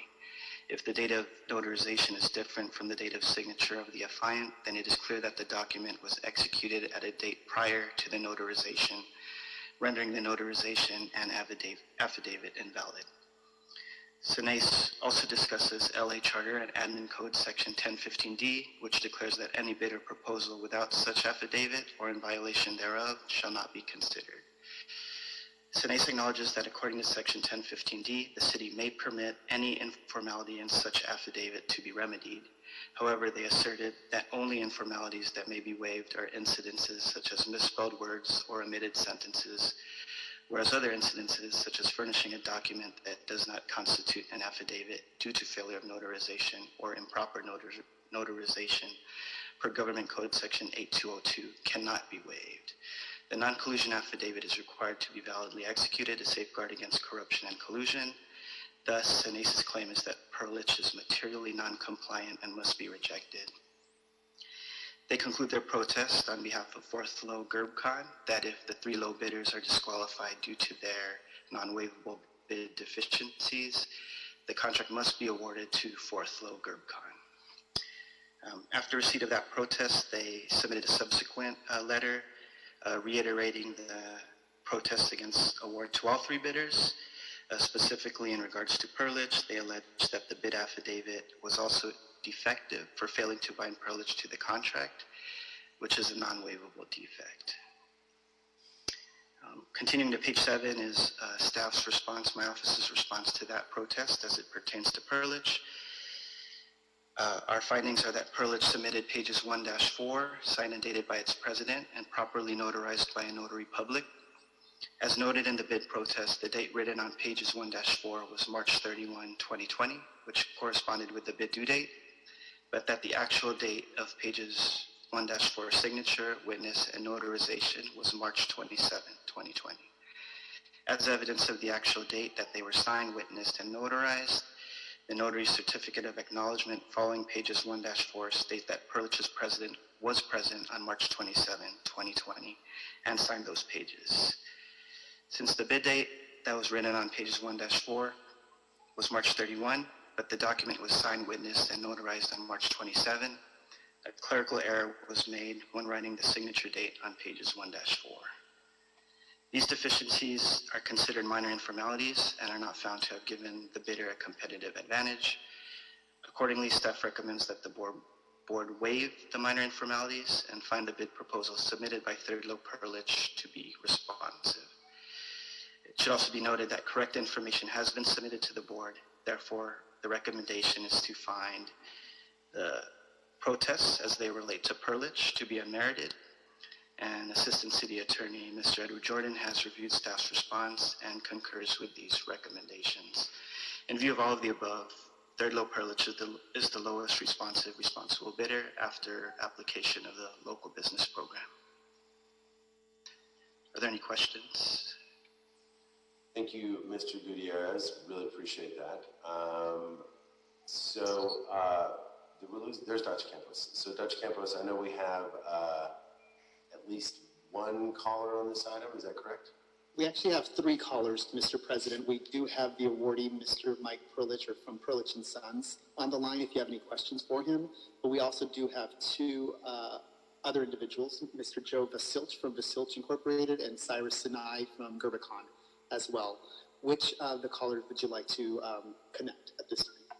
So let's start with Mr. Vasilch. I will borrow from a theme I've heard in the past. Given that both Mr. Vasilch and is Mr. Sinai, who is he here representing?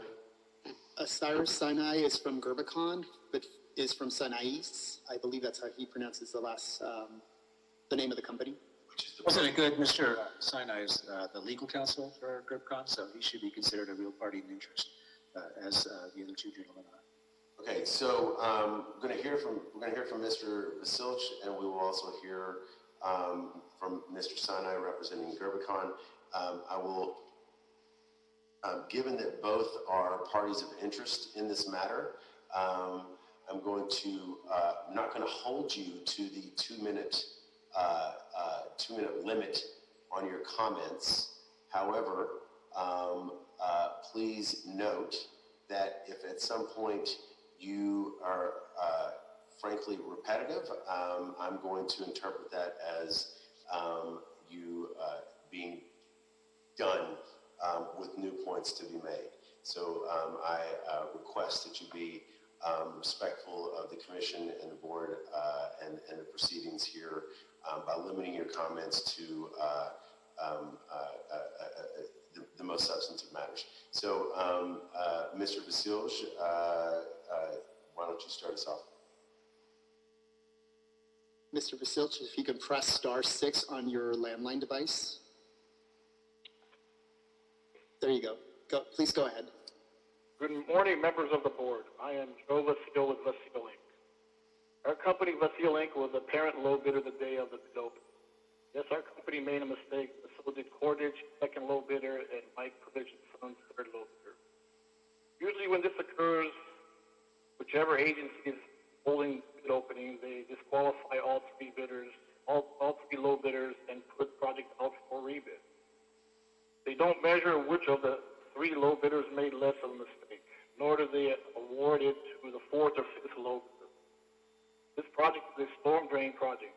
If the board was to award it tomorrow, this project wouldn't start until sometime in November. But because it is a storm drain project, no contractor will want to start work until the rain season passes around May. So there is plenty of time for the city of Los Angeles to rebid this project. Also, because of COVID-19, the city of Los Angeles is not putting out any projects to bid. So they have plenty of manpower to re-advertise this project. Also, 4th low bidder Gerbicon, who is protesting, has no past experience in storm drain work, nor should they be allowed to work on this type of project or size due to the lack of experience. So in conclusion, conclusion, the right thing to do here is to either award the project to Vesio Inc. low bidder or reject all bids and rebid the project. And that's all I have to say regarding it. Thank you for your time. Thank you, Mr. Basilch. Appreciate your time. Okay, Dr. Campos, can we have Mr. Sinai?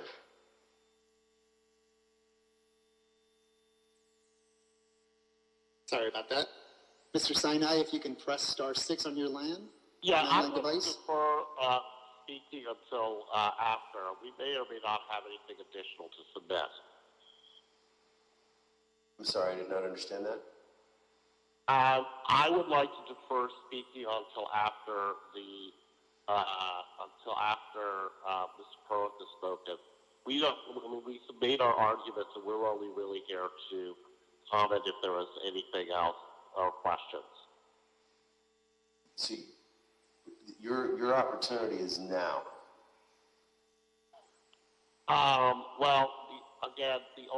We made our bid protest and we made our comments, and the only other additional information which was supplied was obtained by Mr. Jordan. He may wish to talk about that. But in terms of additional new information to respond to, there's nothing, because all that's been done is a repetition of points made. Okay. And the only other information that's arisen since then was some information obtained by Mr. Jordan, which perhaps we want to have discussed. But we made our case. Okay. Thank you. I appreciate your discretion there. Thank you very much, Mr. Cyrus, or Mr. Sinai. Mr. Jordan, would you like, before the board discusses this, would you like to add anything? No, prior to the report being prepared, I reviewed the matter. It reflects my support. I indicated that I concur in the recommendations. Since that time, I've had the opportunity to really further dive into this much more deeply, do some conversations with Mr. Sinai.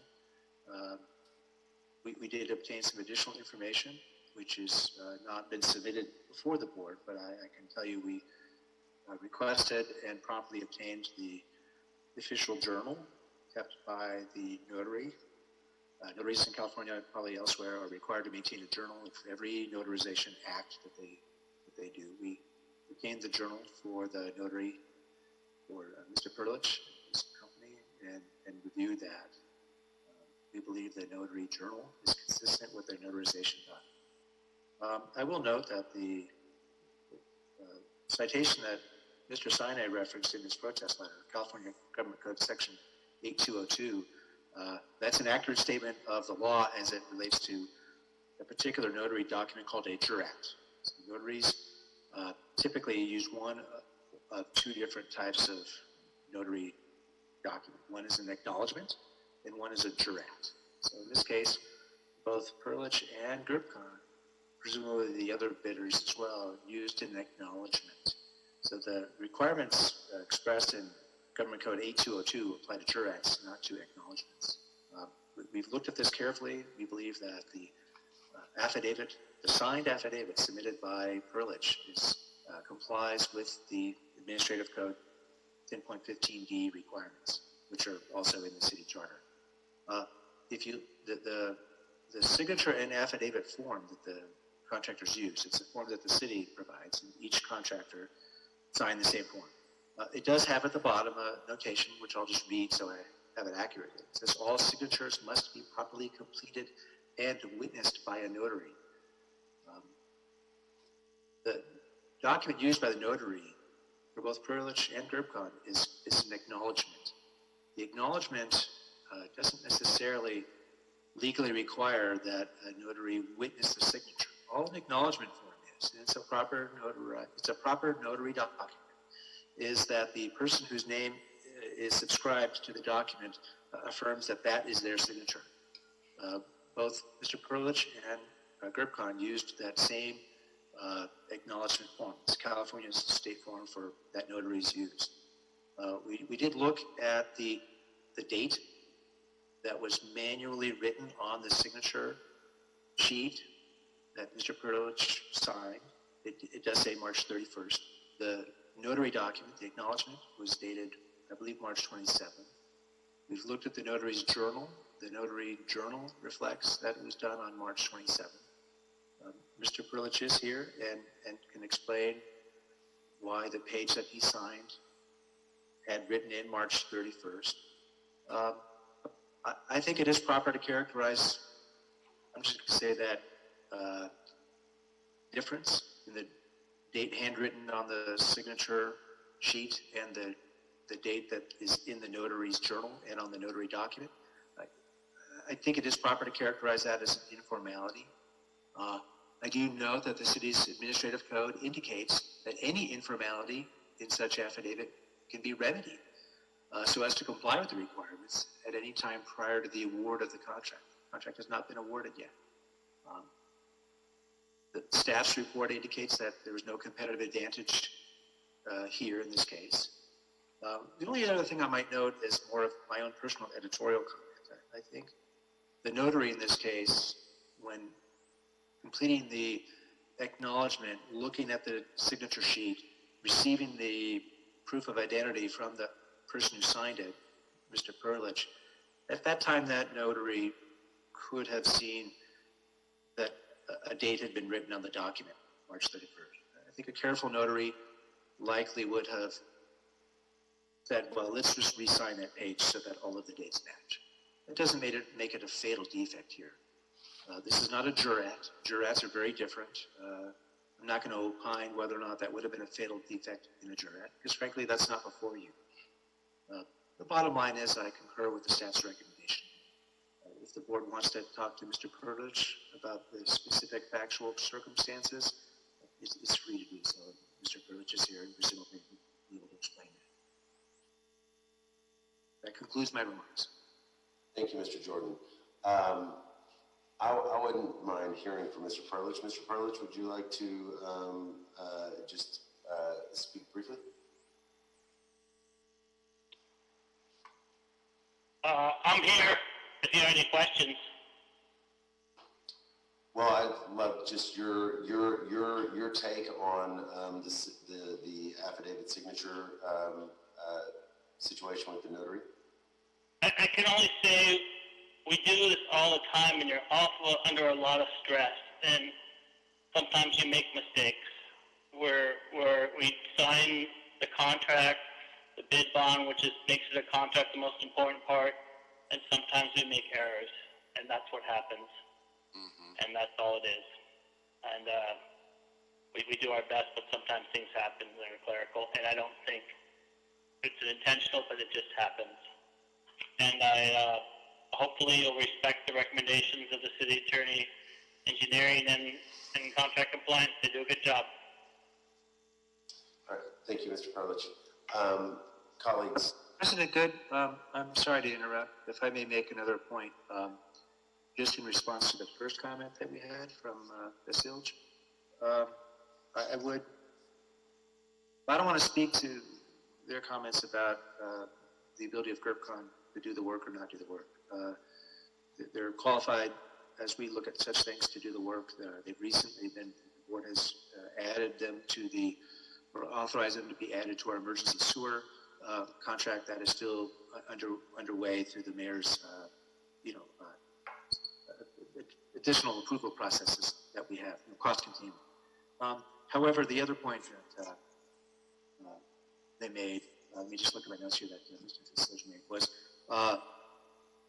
it is unusual for us to start getting further down into the bid list. Normally we're at 1 or 2. It's not often that we're at 3 or contemplating 4 even. The board always has the ability at its own discretion to reject all bids and to rebid. That's not my recommendation here, but because he raised the issue out of respect to the commenter and to just have the board have the benefit of the complete picture, that is something that in the board's discretion. Again, it's not my recommendation to do it. I don't think it's necessary here, but it in fact is within the board's discretion although it's not part of the recommendation from the Bureau, is to reject all bids, rebid it. I don't want to speak to the timing, the criticality of this work. Let's get it done now versus we can wait until the rains start. That's really more not my legal issue. But because that was a comment the board received, I wanted to address that. Okay. Thank you, Mr. Jordan. Okay, so President Pro Tem Davis, you want to start us off? Yeah, I think the city attorney answered the very question that I was going to ask him, which was simply, have we ever thrown all bids out before and rejected them and gone back out to bid again? And certainly that's an option. The final decision, we realize, is really ours. At the same time, you know, it's a comparative negligence case. I don't doubt for 1 minute that there's nobody applying to do construction work that's trying to enter their application with an error. Nobody's trying to do that. So I know that, and I strongly believe that. So having said all of that, I think the cards are on the table. The decision is ours to make. Do we go back out to bid again, given all of the things that have occurred? Or, on the other hand, understand that none of the candidates who are here talking today intended to make any error. Having said that, the recommendations that we have from the department or the Bureau rather, are that we move forward with this one, notwithstanding our acknowledgement that some errors were made, but that this is, when you peel back all of the leaves of the onion, the best of those that we have available for what we have been able to evaluate. So the question really is ours at the board. Where do we come in at as it relates to that? And so I just see in my first opening statements that being our decision. We know about the errors that have made. We're working with people. People are human, and I've always acknowledged that people can make some errors. But the decision is really ours as a board. Thank you, President Pro Tem Davis. Vice President Garcia. Thank you, everyone, for your comments. I only have one clarifying question, and my question is, did we look at this local business presence before and during the RFP process, or this came after the RFP process was completed? I think that's probably a BCA question. Yeah. Thanks, Commissioner. This is Mark from BCA. So the LBPP Local Business Preference Program, it's included in the bid documents, meaning that when it's put out the bid, contractors are aware that the program will apply when bids are received. Okay, understood. That was really my clarifying question. I yield to my colleagues and more discussion, if anything, but I don't have any set support yet. Thank you. Commissioner Colosa, any questions? I don't have any questions. Just make a few comments. I really appreciate the team's work on this, BOE, BCA, and of course, Mr. Ted Jordan, for their forensic-like investigation into what happened here down to the notary book. So it's one that after hearing their work, the amount of investigation that they put to really understanding some of the errors that we heard about today, I am comfortable moving forward with this and do agree with their recommendation. I do also want to point out to my colleagues that there's a cost savings here to the city, since these are low bids that we are looking at, which doesn't happen often. And so the award today to the contractor would result in that savings to the city, which is critically important at this time. And I think that's really the main points that I wanted mention, I do think that we've created a good record in terms of everyone's explanation thus far, but appreciate the comments from the other contractors who also weighed in. Thank you. Thank you, Commissioner Colosa.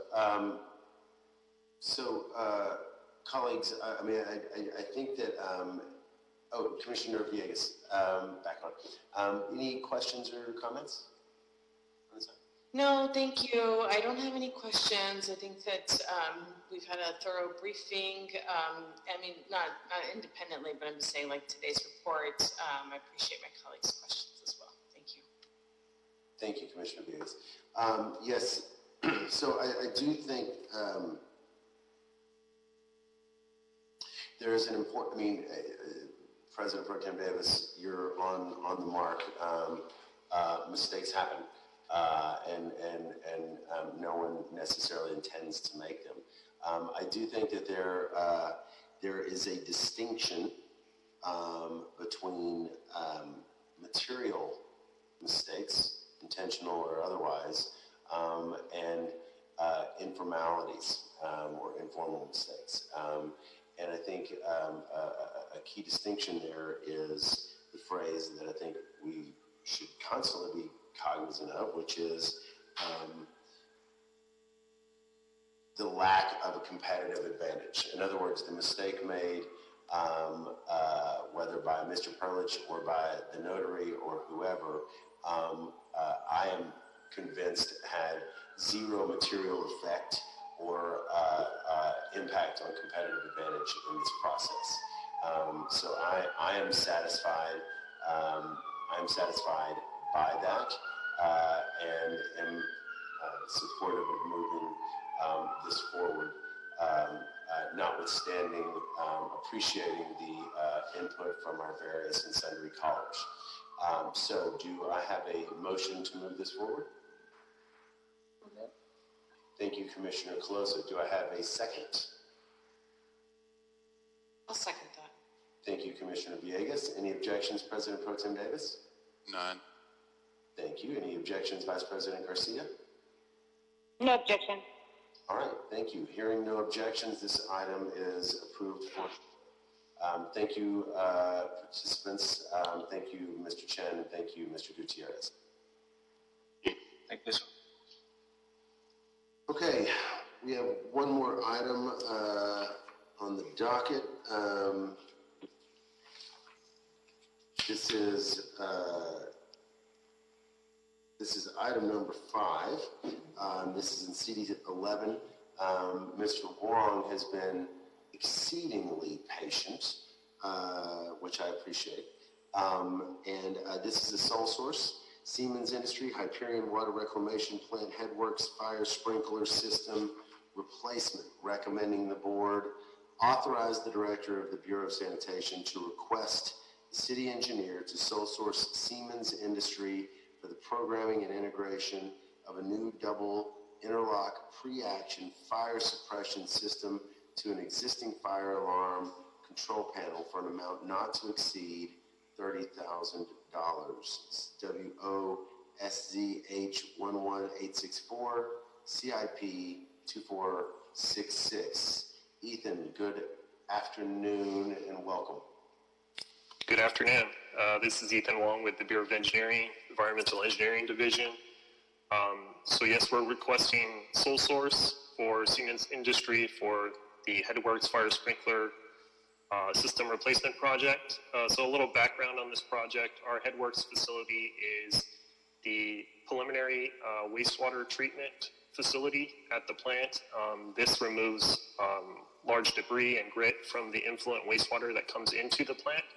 And so this facility has had an existing fire sprinkler system that was installed in 1992, and due to the corrosive conditions of both the hydrogen sulfide that is emitted from the wastewater as well as from the marine environment, since we're right by the beach, there's corrosion on the pipes, and it's reached its effective life. So we're looking to replace the system with a more modern system, especially since within the Headworks facility, we do have some sensitive electronic equipment that is tied into our distributed control system.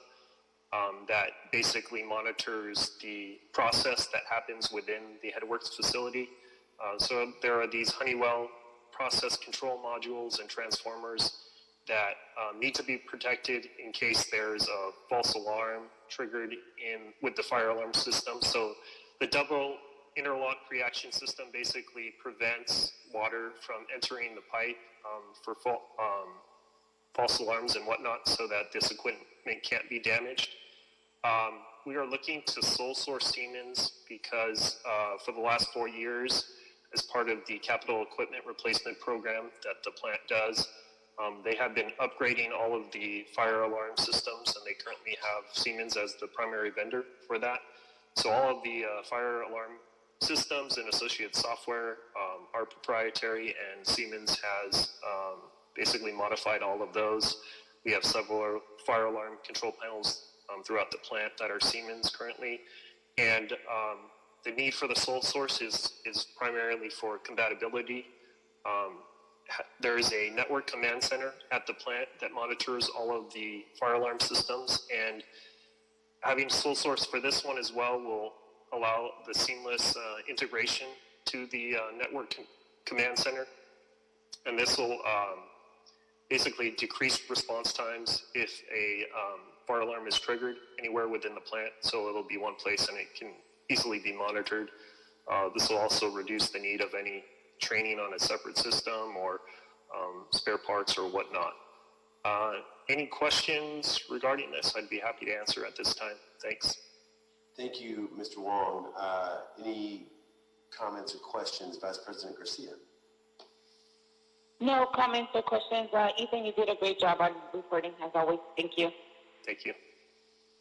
Thank you. President Pro Tem Davis? Ethan, the choices we had was the sole source, or what would have been the other alternative? There are multiple fire alarm panel companies out there, but this is the primary used one by the plant, and this ties into all of the current systems. So we do have fire alarm control panels that tie into our network control center, like I mentioned. And so obviously, like, all the different systems are proprietary, so they all talk to each other differently. So if we did go with a different package, we'd have to have kind of a separate control center, which would also have additional capital costs to us, since we currently have Siemens. So we would like to tie in this new system to what we have to decrease those costs as well. So by making the choice with Siemens, our existing infrastructure will automatically feed into the work that they will do, so that we'll have a unified system. And obviously, it will have advantage for us economically to make that decision in the long run. Is that correct? Correct. Okay. Yes, that's correct. All right, thank you. Okay. Commissioner Villegas.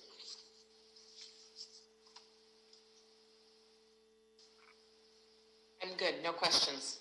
Okay, great, thank you. And then Commissioner Colosa? I don't have any questions. Been briefed by Mr. Wong on this. Thank you. Okay, same.